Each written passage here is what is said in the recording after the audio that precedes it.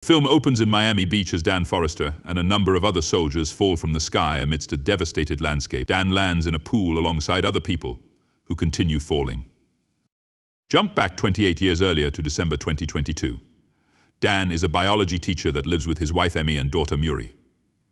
At a Christmas party, Dan is waiting to hear back about a job at a research institute. He gets a phone call informing him that they have picked someone else for the position. As he goes back inside to watch the World Cup with his family, the arena suddenly has some kind of wormhole open up with several soldiers from the future coming out before the confused viewers. A female soldier, Lieutenant Hart, announces to everyone that in 30 years' time from that moment, humanity will be wiped from the face of the earth due to an overwhelming alien invasion. The hope is to recruit anybody they can to jump to the future and prevent humanity's extinction. A year later, riots and anti-war protests have gone on as the draft has been happening since the initial announcement, and there have been more casualties than anything. Hope for the future continues to dwindle. Even Dan's students can focus on their work because they feel that everyone is just going to die anyway. Dan is later called to report for a draft. After undergoing evaluation, he learns that he meets the qualifications because he has already died between the present and the time leading up to the invasion. He has a device placed onto his arm that will aid him in time jumping. It is also revealed that Dan was a squad leader in Iraq 15 years earlier. Given 24 hours to settle his affairs, Dan goes to Emmy's job, where she works as a therapist for people who returned from the draft.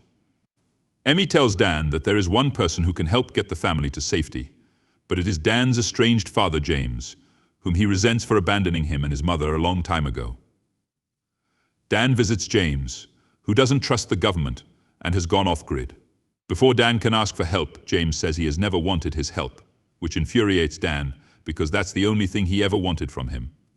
Although James says that he would have only made things worse for Dan and his mother. Dan returns home to Emmy and Muri, having to inform them that he has been drafted. The two are heartbroken and hug Dan goodbye. Dan reports to the draft, where he meets other people like Charlie, Dorian, Nora, and Cowan. The draftees are told about the process of time jumping and the plan for their mission. Charlie tells Dan that they send people who have died before the war to avoid a paradox, while also noting that Dorian jumped back after killing an alien, which they refer to as white spikes. Without any time to prepare, the draftees are alerted to pass through the jump link into the future, where they will end up on Miami Beach. Things go wrong because the draftees are dropped off way higher than the plan was, causing several to fall to their deaths while Dan and others land in the water. After getting out, Dan reports to Romeo Command the Colonel, who informs the team that the military has issued a blanket bombardment on the area to wipe out any living things. She tells the team to rescue lab personnel before the bombs are dropped. The team moves forward into the facility where they find the lab crew dead, but they recover their research. Soon the team comes face to face with the white spikes, who are fast and deadly with whip-like tails.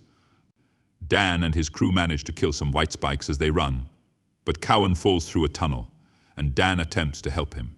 The white spikes are closing in, so Nora and Cowan stay behind to hold off as many as possible, just before the military drops the bombs on the tunnel, killing Nora, Cowan, the white spikes. The surviving draftees wake up at a camp in the Dominican Republic.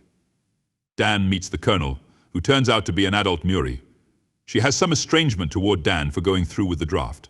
She tells Dan that her team has located a female white spike whose physiology may be key in taking down the rest of the hive. The team comes across the cave containing the female, but dozens of male white spikes start coming down.